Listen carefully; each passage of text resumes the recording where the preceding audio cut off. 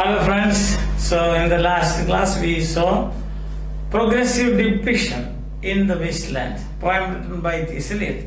So we came up to, I think that we have covered the burial of the dead, epigraph, then the burial of the dead, and also a game of chess. Now we come to the third section of the poem, the fire sermon. You can see the first sentence itself is a sentence that tells us of depletion, isn't it? It's like, for example, the river's tent is broken. The last fingers of the leaf clutch and sink into the wet bank. The wind crosses the brown land unheard. Sweet Thames, run softly till I end my song. So the poet is worried about it. He is anxious that the river will dry up before his song is finished. Before he finishes his song, sometimes what can happen? This river may dry up. So that is anxiety. Anxiety of the poet. Depletion. The mind, there is depletion. Nature, there is depletion. The wind crosses the brown land unheard. There is nobody there. Nobody to listen to the murmuring sound of the wind. The land is brown. Brown land means no vegetation, nothing. Otherwise it will be green land, isn't it? So everywhere what you find is, it is line after line, this idea of depletion is reinforced, you can say. Understand? Hardened. Yes. See, as I told, I think I told you in the last class, the hyacinth girl. So you gave me hyacinths first year. They called me the hyacinth.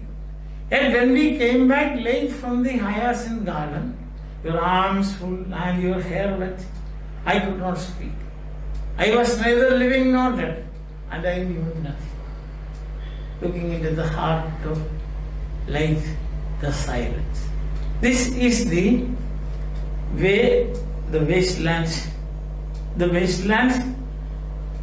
progresses. Understand? The depletion in the wasteland progresses, we can say. Now, next frame we will take up. That is, see, the poet is so anxious and worried about the drying up of Thames River. See that? The lifeline of London is worried. And next frame we will see, frame after frame, you will see the same theme. That's what I am going to present before you today.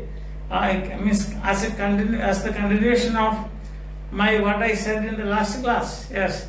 Now the next frame is the river bears no empty bottles, sandwich papers, silk handkerchiefs,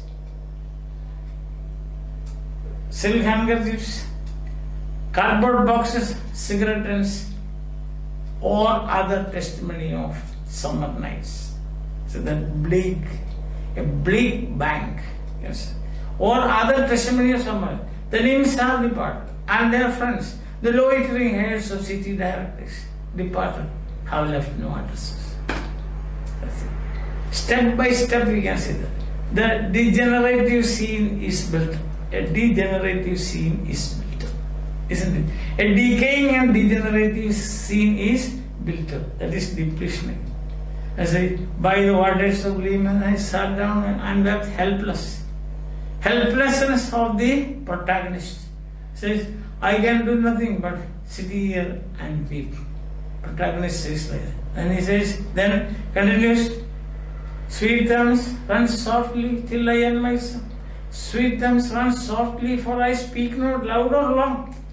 I am going to, this is for a short period of time. At least for this short period of time, will you continue your flow? That is the thing. That is it. So the anxiety is doubled now. And says, then the next scene comes, Sweet Thames, for I speak not loud or long, but on my back in a cold blast I hear the rattle of the bones and the chuckle spread from ear to ear. So the main guy, the what we must do, the protagonist is now replaced by the rat. It is a rat, you can say like that. It is a rat infested land. A rat infested land. So what does that mean? So it's a land of death and decay. The worst ever human beings can hold in their imagination. That is it. Death and decay. For at my back in a cold blast, I hear the rattle of the bones and chuckle spread from ear to ear. Ear to ear.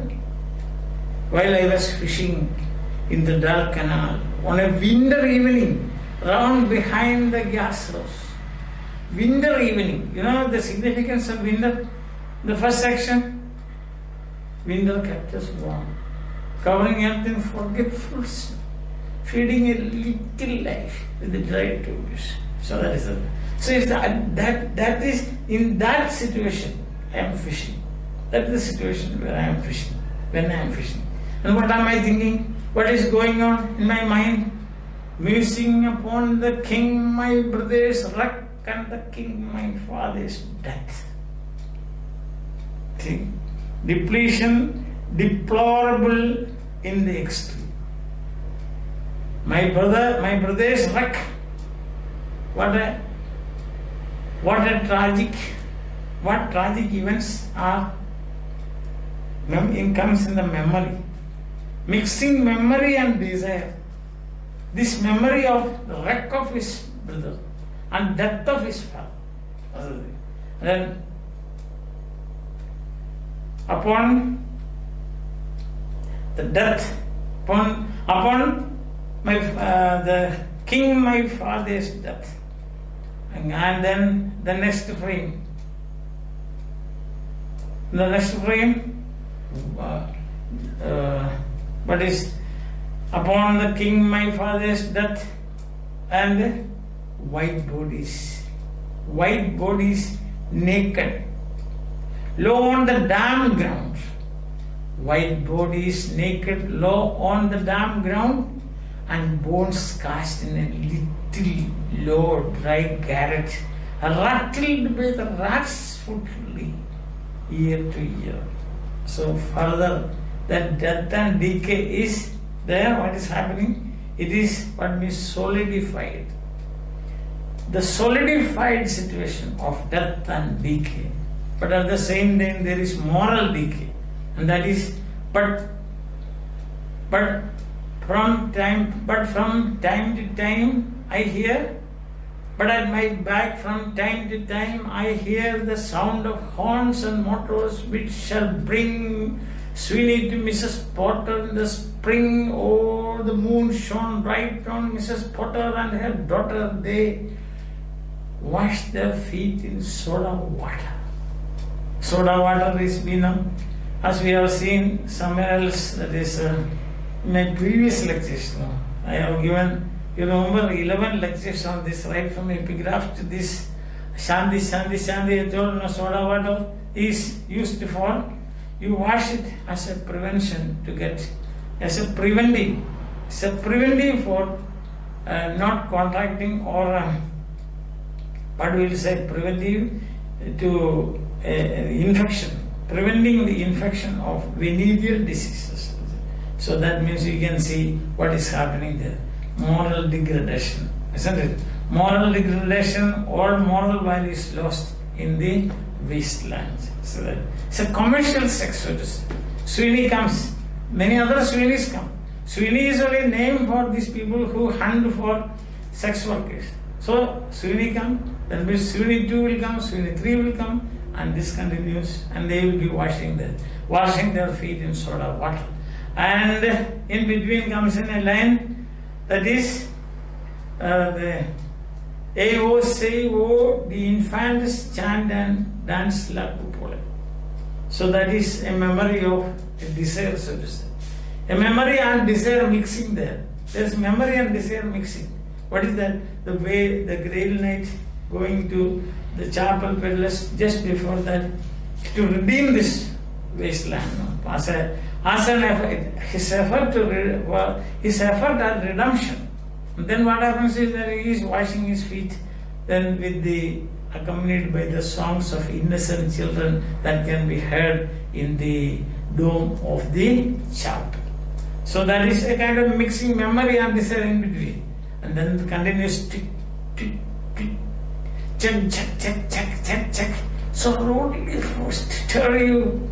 So that moral degradation is once again, what we must say is presented before you.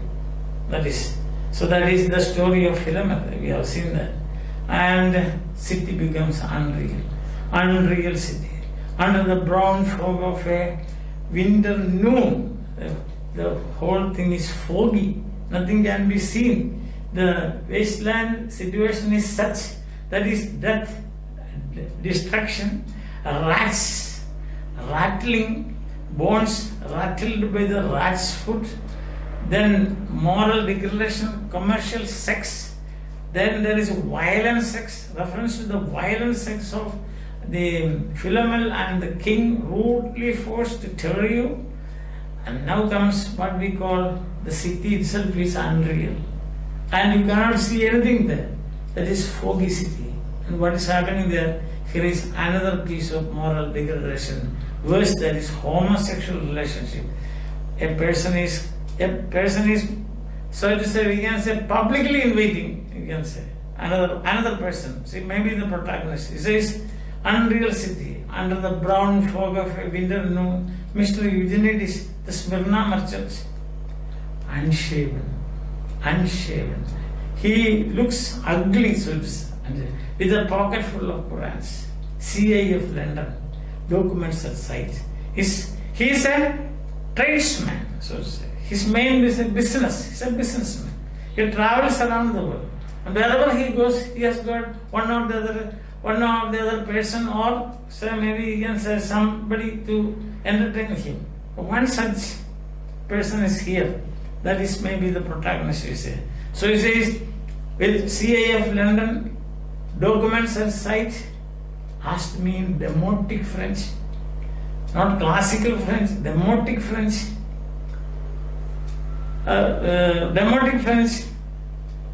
Luncheon at Cannon Street Hotel, followed by a weekend in the metropole.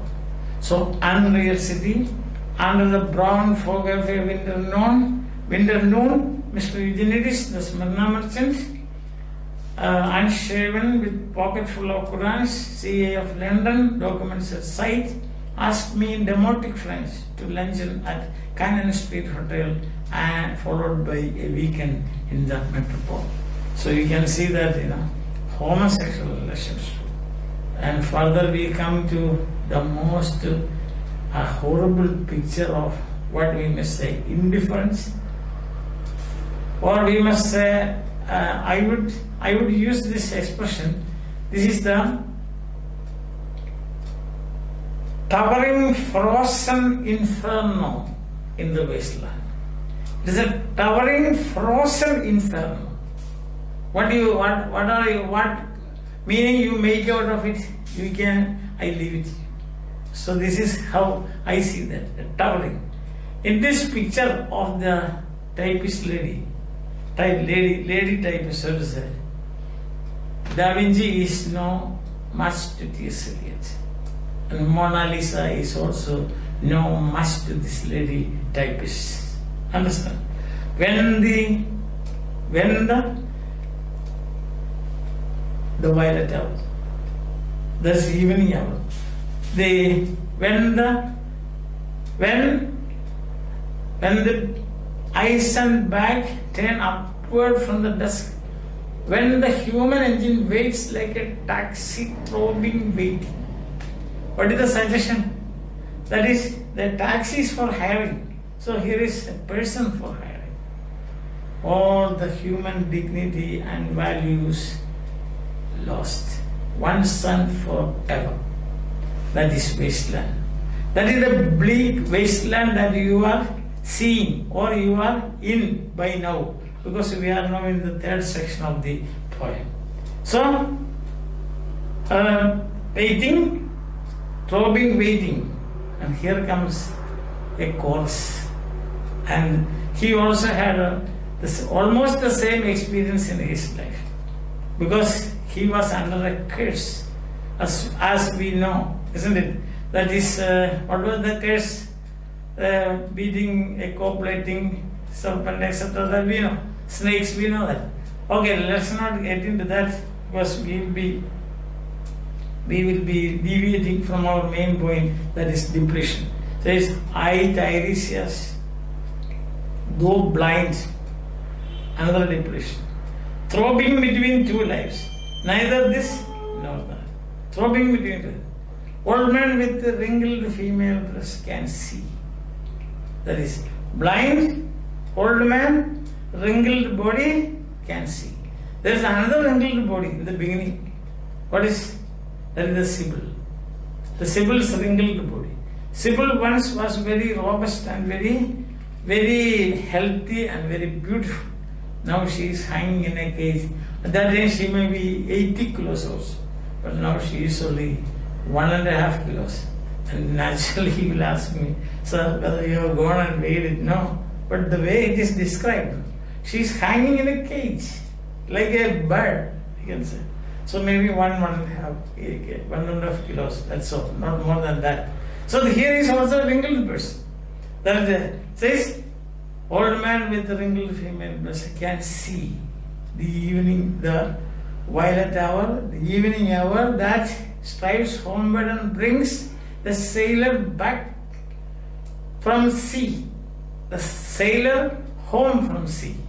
The type is home at tea time. Clears her breakfast, lights her stove, and lays out food in tins. Out of the window, perilously spread. Perilously spread what? Morning she might have spread all her belongings for getting them dried by the sun's rays. Understand that? So perilously somebody can steal it, or a rain can come and spoil the whole thing. So that is perilously spread. Like perilously has got to, we can see this usually used to be the sailors in the sea. Perilous seas.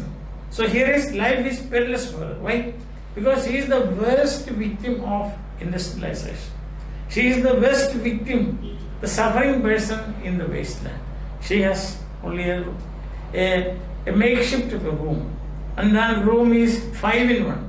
5-in-1 means that is her dormitory, that is her kitchen, that is her living room, that is her rowing room, and that is her toilet room.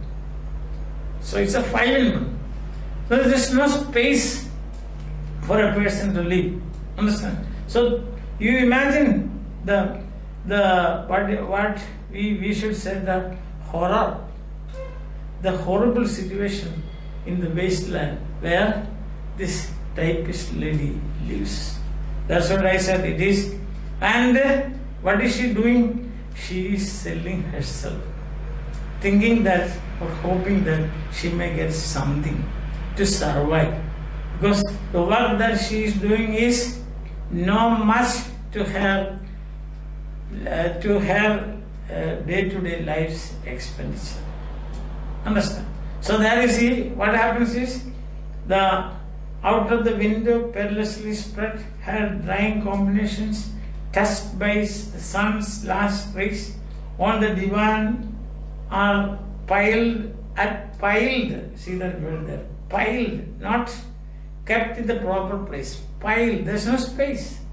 So on the divan are piled at night her bed. So that is 2-in-1. That is for keeping her belongings, her personal belongings, and also at night what will happen? These things will be thrown down or put down, and she will use it as her bed. Again, depletion in the extreme form, isn't it? Yes. So what happens? I Tiresias, with the wrinkled female ducks, perceived the scene and foretold the rest, because he has been, for example, he has been undergoing all these experiences in life, right from younger days till till he walked along with the dead people in the underworld or Hades. So he has been undergoing all these sufferings. So he said, I perceived and foretold the rest. I knew what is going to happen.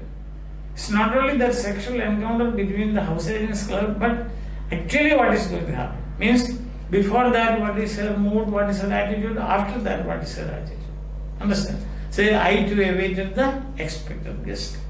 He, the young man carpenter, arrives a small house agent's clerk with one bold stare, one of the law on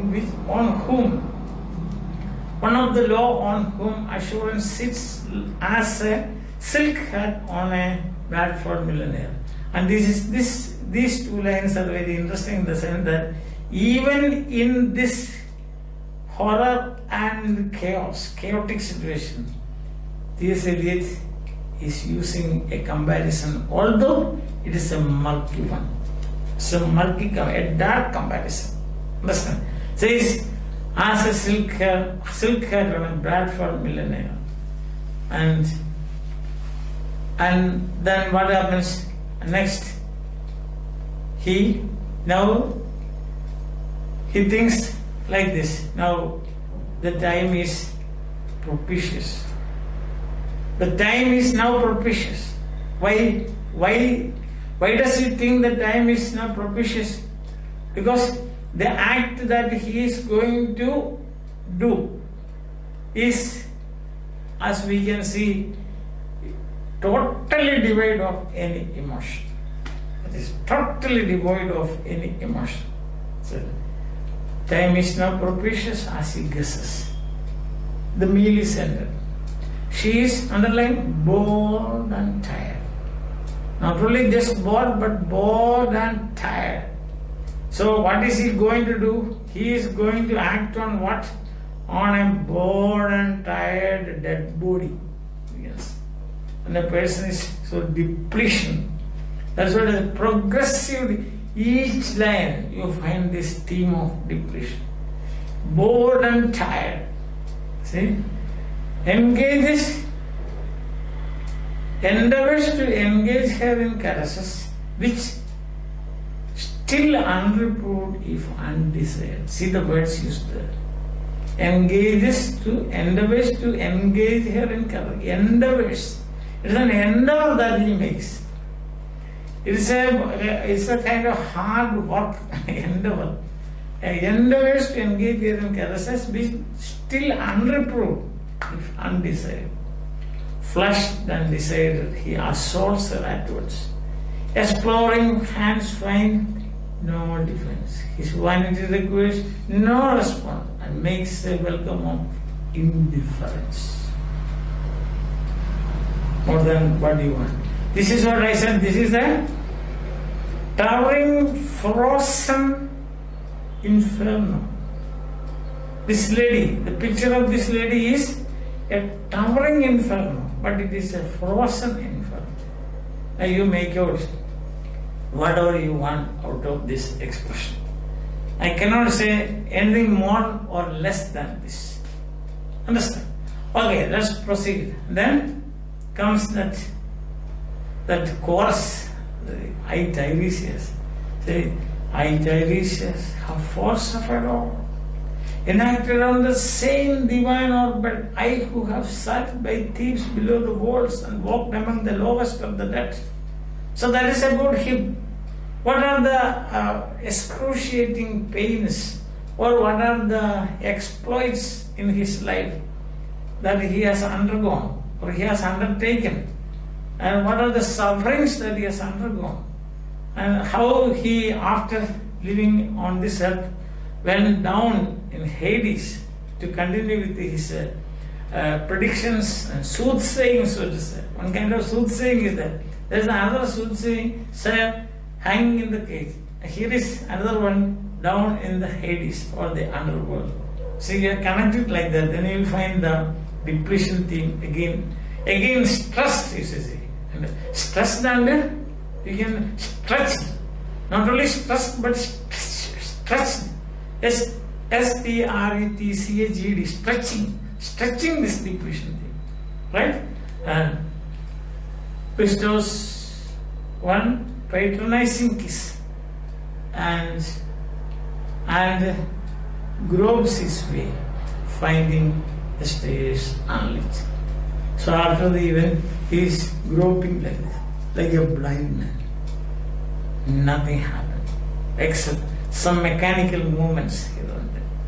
Some mechanical movements like a rude robot would make.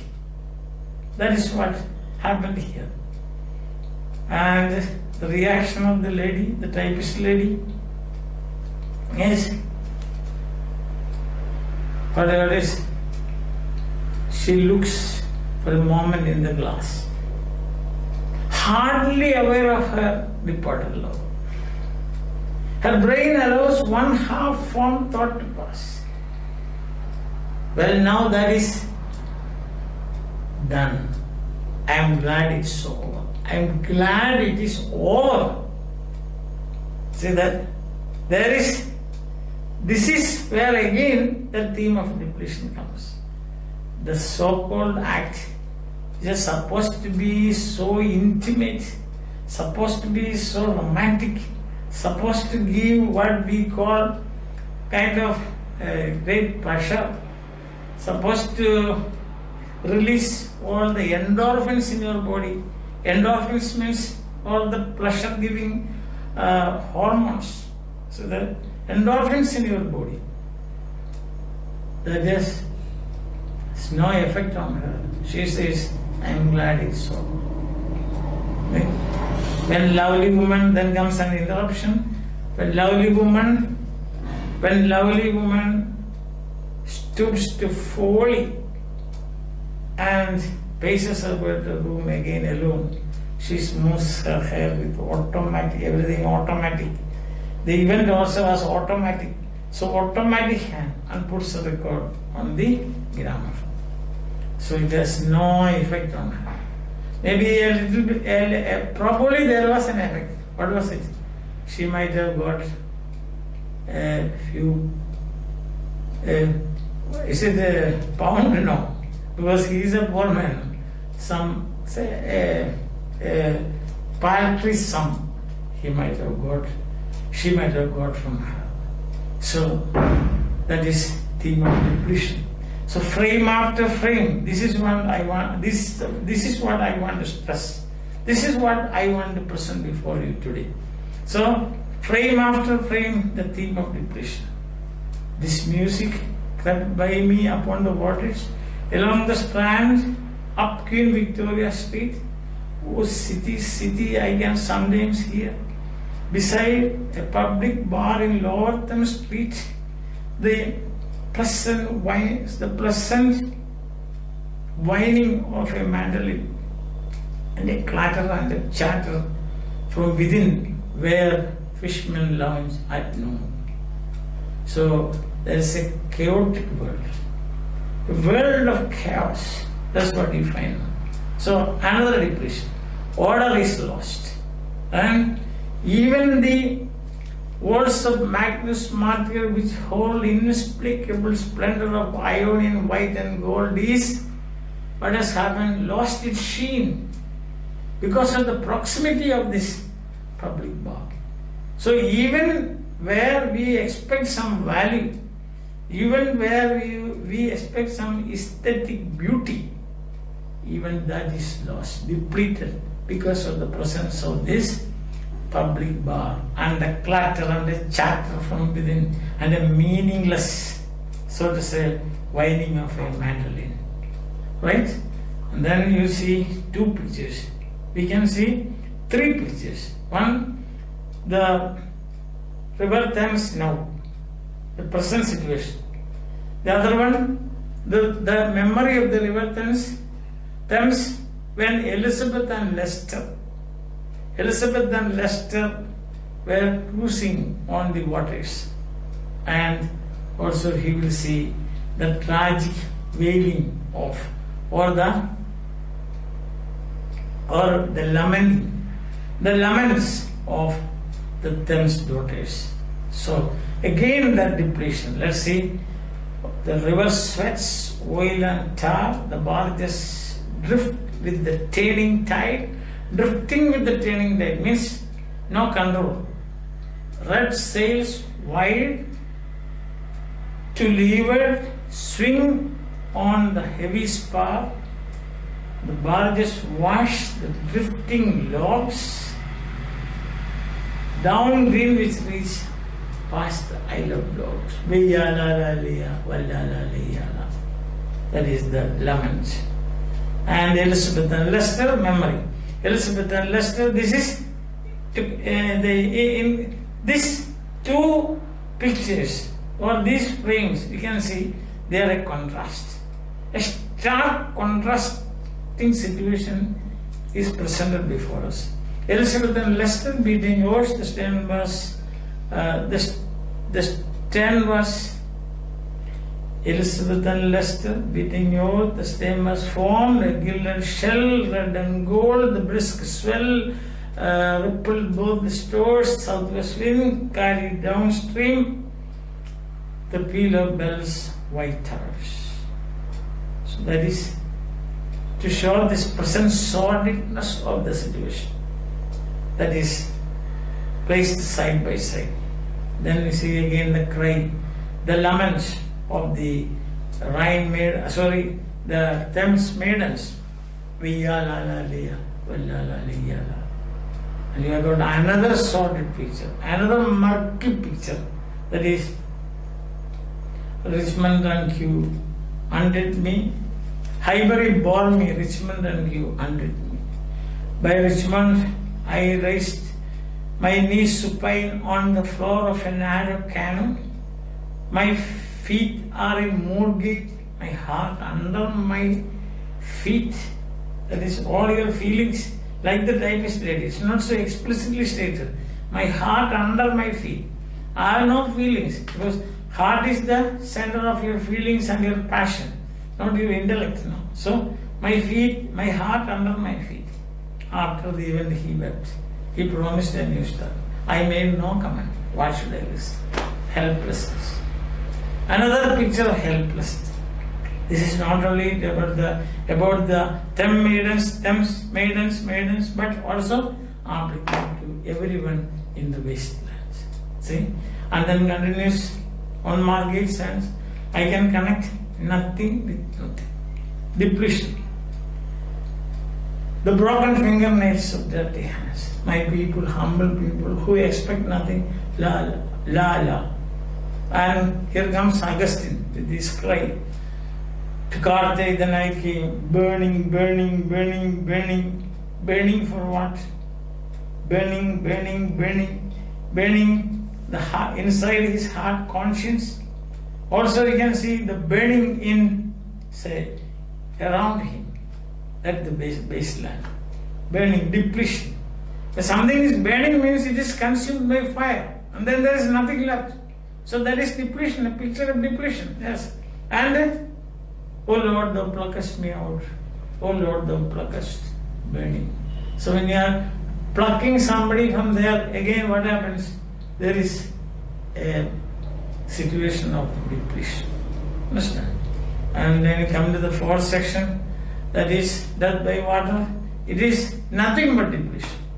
That is, Phlebas the Phoenician a fortnight dead forgot the Caiaphas, the deep sea swell, and the prophet numbers. Depletion. Yes, total depletion. You can say.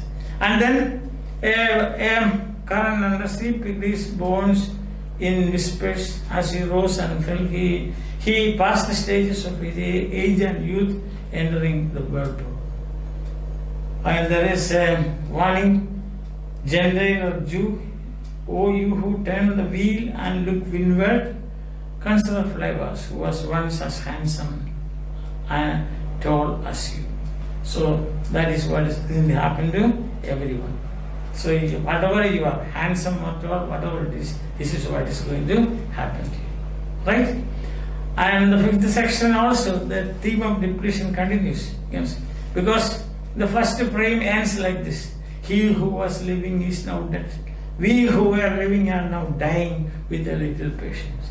After what? After the drought created on sweaty faces, after the frosty silence in the gardens, after the agony in the stony places, the crying, the shoutings and the crying, prison and palace and reverberations, river of thunderous spring over distant mountains, he who was living is now dead, we who were living are now dying. My explanation is that it is depletion in the extreme. And then you have the next, the rocky land. Here is no water but only rock and no water on the sandy road. The road winding above among the mountains, which are mountains of rock without water. And sweat is dry and feet are in the sand. If there were only water amongst the rock. Okay? And before that is no. If there were, yes, there are no water. Here is no water but only rock and no water on the sandy road. The road winding above among the mountains, which are mountains of rock without water. If there were water, we should stop and drink. Amongst the rock, one cannot stop or think. See, if there were only water amongst the rock, sweat is dry and feet are in the sand. That mountain must carries teeth that cannot speak. Here one cannot stand. Here one can neither stand nor lie nor sit. There is not even silence in the mountains, but dry, sterile thunder without rain. There is not even solitude in the mountains, but red sullen faces sneer and snarl from doors of mud-cracked houses. Depletion. The major symbol, one of the major symbols in this poem is water. And there is no water. There is no silence. There is no solitude. And then there is a kind of wish fulfillment. You can say, if there were water and no rock, if there were rock and also water, a spring, a pool amongst the rock, if there were the sound of water only, not the cicada and the dry grass singing, but sound of water over a rock where the hermit thrush sings in pine trees, drip drop, but there is no water. Depletion. See that? And then comes the inferno let loose, we can say. The pandemonium let loose on a tumultuous, chaotic world. Now the remaining frames, 3 frames, there are 4 frames, we can say. They are pandemonium let loose on a tumultuous, chaotic world. And that is the stark reality of the wasteland. Who is the third who walks always beside you? When I gone there, only you and I together. But when I look ahead up the white road, I see, when I look ahead up the white road, I see another, I can see another one walking beside you, gliding wrapped in a brown mantle, hooded. I do not know whether a man or woman, but who is that on the other side? So that is a nightmarish vision. And continues, what is the sound high in there? Murmur of maternal lamentation. Who are those hooded hordes swarming over endless plains? Stumbling in cracked earth, ringed by the flat horizon only. What is the city over the mountains? Cracks and deforms and bursts in the violet air, unreal falling towers. Jerusalem, Athens, Alexandria, Vienna, London, unreal. Any explanation is required for this? Depletion. Yes. And comes the third frame. In the same way, third frame. What is? A woman drew her long black hair out tight and fiddled whisper music on those strings, and bats with baby faces in the violet light whistled and beat their wings and crawled head downward down on a blackened wall. And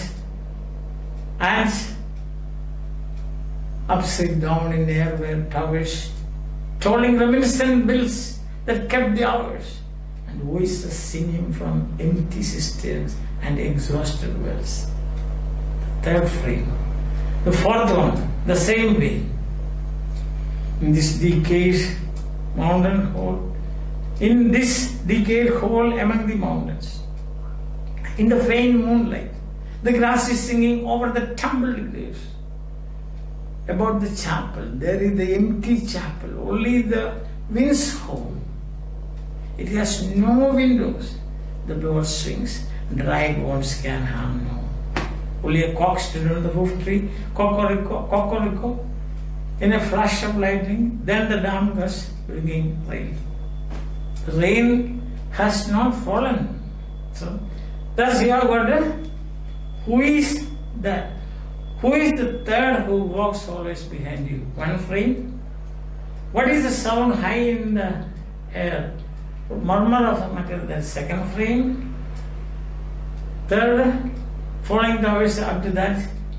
And third, a woman drew her long black hair about third frame. Fourth, in this decayed hole among the mountains. Fourth frame. Third, all depletion. That's what I said. Pandemonium let loose on a tumultuous and chaotic world. These four stanzas, four sections, four frames. Right? And comes a little bit of hope. That is Gengava Sangam. And the limb leaves waited for rain while the black clouds gathered far distant over the Himavan. The jungle crouched and hummed in silence, then spoke the thunder. And now we will see, even these three frames of Da, Datta, Da, the other one, Da, Dimyan, also empty. Why? Because we can see that Da. What have we given my heart? Blood shaking my heart. The awful daring of a moment seven, with an age of prudence can never dry, which is not to be found in our obituaries, or in memories draped by the beneficent spider, or under seals broken by the lean solicitor in our empty rooms. There is no giving, isn't it? Da, Leatham. I have heard the key turn once and once only. I have heard the key turn in the door once and once only. We think of the key, each one in this person. Thinking of the key, each one confirms it. Only at nightfall, it erased rumors revive for a moment a broken Coriolanus. No, nothing. Nothing happens here also. Da. Next to Da, Indira. The bird responded gaily to the hand expert with the sail and all. The sea was calm. Your heart would have responded gaily when invited, beating, obedient to controlling hand. Your heart would have. So nothing has happened there also. Because as we know in the next line, I sat upon the shore fishing with the arid plain behind me, depletion. With the arid plain behind me, shall I only set my lance in order? Question. But then what happens is that he hears this nursery line, London Bridge is falling down, falling down, falling down. No hope. And comes three lines taken from three different contexts. Puyas Kosnel Foko Shigli Afina. He hid himself in the purgatorial fire. Then second, Kontofiyam the children swallow. That is a kind of wish fulfillment. When shall I be like a swallow to sing of romance and love? Third line, Le Prince di Equiton a la tour aboli. Again another picture of depression. The prince, the disinherited prince of Equiton has been thrown in the tower all alone. These fragments I have showed against my ruins. the protagonist is shattered. Total, we must say, depletion leading to annihilation and extermination, if we want to call it like that. These fragments I have shot against my ruins. Why you left with you? Spanish tragedy. If this situation continues, I will take revenge upon you. That's what it is. I will take revenge upon you. Understand? Yes. And he says, I will take revenge if you continue. Otherwise, what we should do?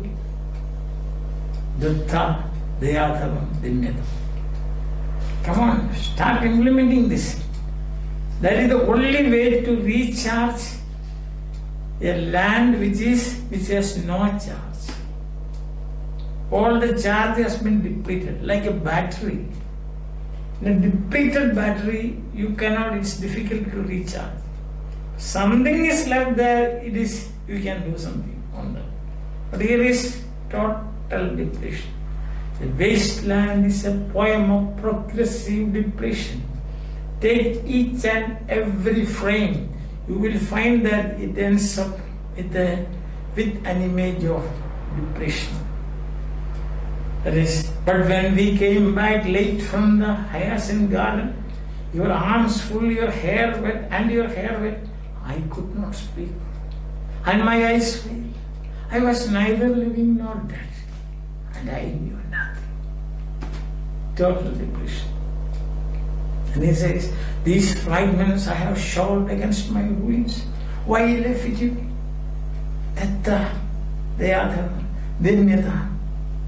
If we can bring back these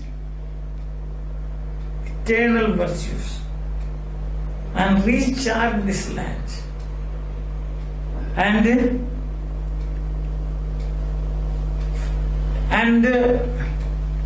bring fertility to the land, then Shanti, Shanti, Shanti. Otherwise, he'll have fit you. Hieronimo is mad again. That is the thing. So, throughout this poem, you see what I have been trying to do was, there is a unity. And the unity is constructed, or it is structured in such a way.